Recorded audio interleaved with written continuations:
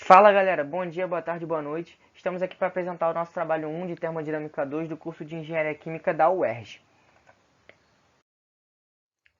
Somos o grupo 5, né, conhecidos vulgarmente pelos corredores do IQ como Dream Team, né, e somos compostos pelo Guilherme Rocha, o nosso maldito sorriso que está aparecendo aí, o Igor Pacheco, o Raigor para os íntimos, eu, que sou o João Guerreiro, e o nosso Leonardo Couto, nosso menino esquiador da neve.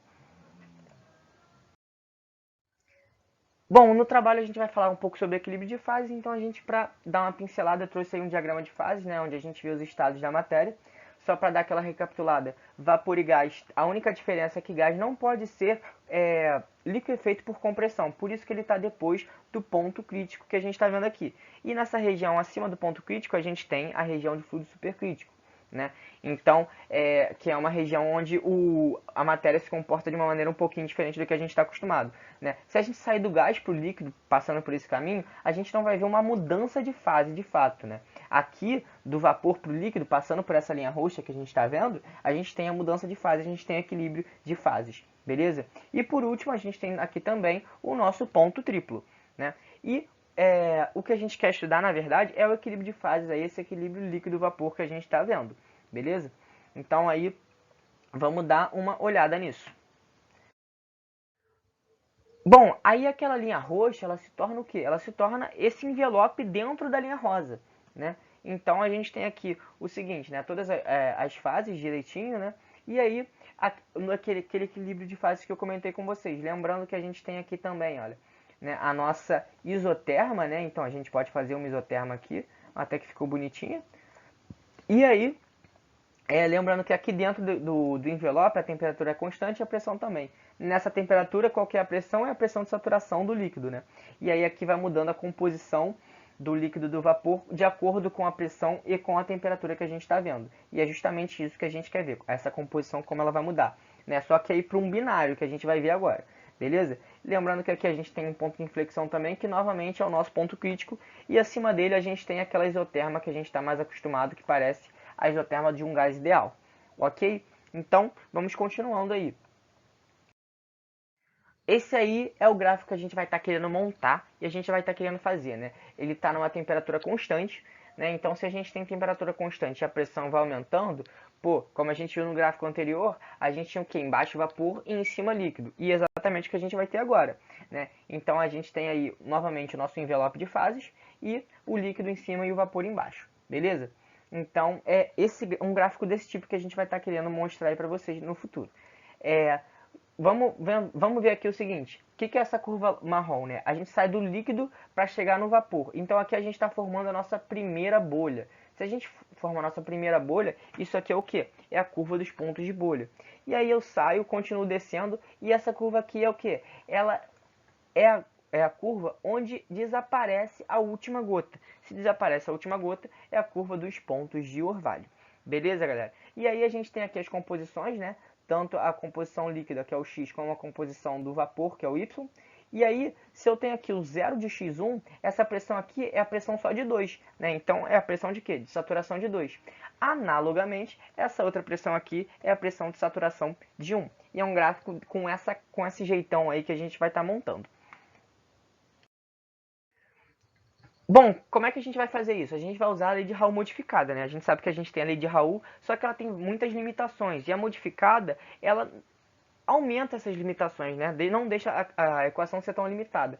Por quê? Porque ela vai tentar trazer para a gente uma correção, né, daquela questão da idealidade, que a gente vê também que na lei de Raul tem que ser tudo de tamanhos, formas parecidas, polaridades parecidas, pressões baixas. Então a gente vai ter aí um termo de correção que é esse gama, que vai ajudar a gente a extrapolar um pouquinho. Beleza? E o que a lei de Raul diz pra gente? Né? Ela diz o seguinte, a pressão parcial de um composto, numa mistura, é dada pela fração dele no vapor vezes a pressão total no sistema.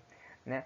Ou também pode ser dada pela fração dele no líquido vezes a pressão de saturação dele vezes a correção que a gente está vendo, que é o gama. E a gente vai ver que esse gama e como a gente monta ele mais para frente.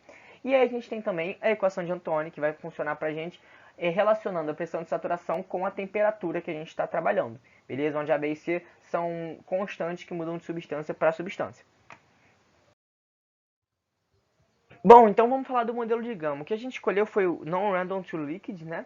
E aí esse é um modelo preditivo. Por quê? Porque a partir dos dados que você tem, você pode prever o comportamento do seu sistema. Ele não é um modelo empírico, onde você tem que fazer a equação de acordo com o que você obtém no experimento, né?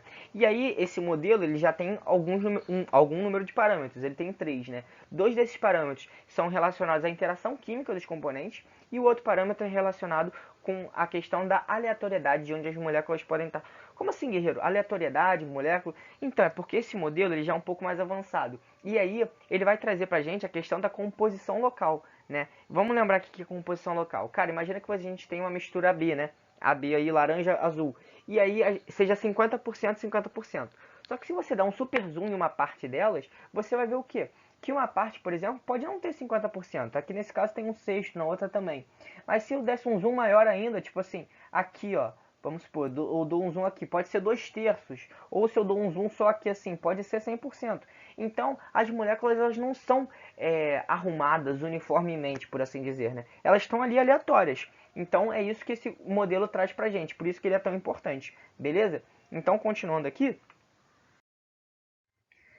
Vamos falar do artigo um pouquinho. A gente tem o álcool alílico e também tem a acetonitrila, né? São os nossos dois compostos que a gente vai estar trabalhando. E aí, a gente quer montar gráficos a 40 graus Celsius e a 80 graus Celsius. E aí, então, a gente vai usar a bolha P. Por quê? Porque a gente já tem as frações do líquido e a gente consegue a pressão de saturação através do Antoine, né? Porque a gente viu que a gente tem as temperaturas.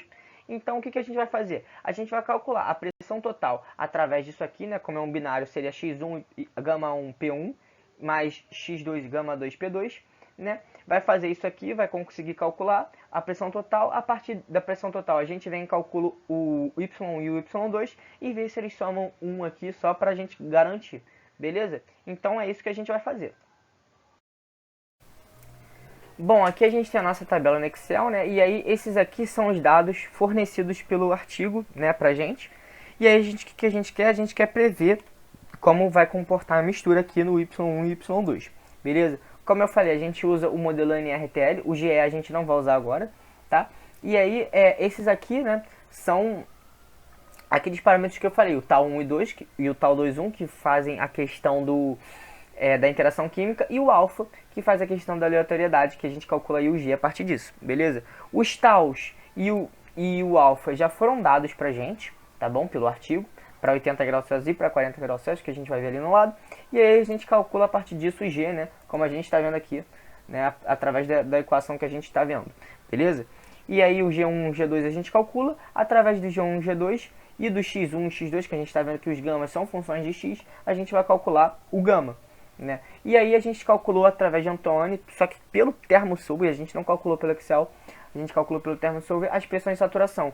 Um é o álcool alílico e o 2 é a acetonitrila, beleza? A gente está vendo aqui, ó, os dois, né? Dá pra ver que o A e o B são constantes, né? E são bem parecidos, mostrando uma certa similaridade entre os dois compostos, ok? Então vamos lá, vamos mostrar os cálculos de gama aqui. A gente tem o X1 e o X2 do líquido, a gente, ó, como era aqui um ln, né, apareceu um exponencial, né, como a gente está vendo, e aí a gente faz esse cálculo aqui e calcula o gama 1 para cada um dos pontos, beleza? Olha só, novamente vai mudando sempre que a gente vai mudando o gama e o x, né, sempre levando ali em conta, beleza?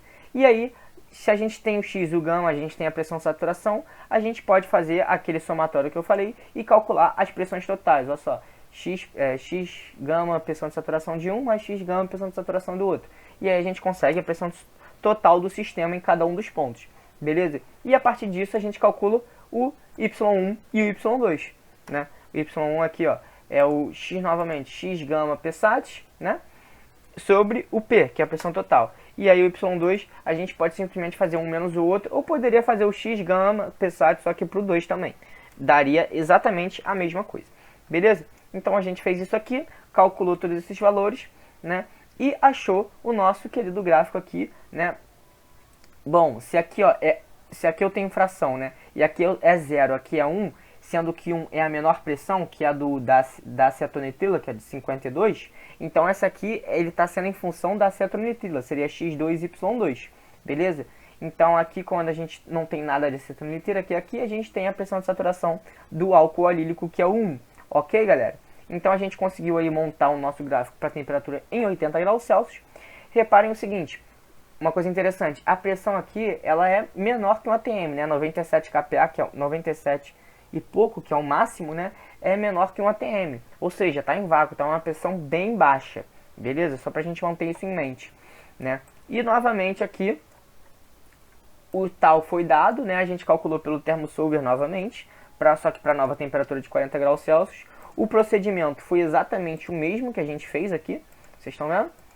Né? Dá para ver aqui a soma dos dois novamente. E aí a gente calculou os valores preditivos de Y, beleza, galera? E aí, bom, montamos o nosso gráfico novamente aqui para a acetonitrila, para o álcool alílico, né? Indo de 0 a 1. Ok? E novamente expressões muito baixas. Por que eu estou falando isso da pressão? Por causa do seguinte, eu não sei se vocês lembram, mas em melhoramentos a gente viu a questão do Φ, né, do modelo gama Φ, que a gente usa lá na questão da fugacidade. Mas a gente não vai precisar usar aqui, por quê? Porque a gente está trabalhando com pressões bem baixas, né? São pressões de vácuo até, né? Se a gente parar para pensar bem, menor que uma ATM. Então por isso que a gente não precisou usar aquela segunda correção, além do gama. Beleza, galera? E aí, legal ou esquisito? Bom, como conclusões, a gente conseguiu, né, montar o gráfico. Na real, ficou bem próximo do gráfico do artigo. E a gente trouxe aqui as correlações de Pearson e coeficiente de determinação, que são medidas estatísticas para a gente ver se o experimental ficou próximo do preditivo que a gente queria. E o que a gente queria era que essa correlação, para os dois casos, desse 1. E aí a gente vê que o NRTL, né, isso aqui na verdade foi o artigo que fez, não foi a gente, ele ficou bem próximo de 1, tanto o NRTL quanto o Pearson, mostrando mais uma vez que a gente podia de fato desprezar aquele outra correção do Φ, beleza? Então a gente chegou, né, nessas conclusões aí. Bom, galera, por enquanto é isso, fiquem atentos ao trabalho 2, e aí, ficou legal ou esquisito? Querida homenagem ao nosso querido Paredes, valeu, um abraço e até a próxima.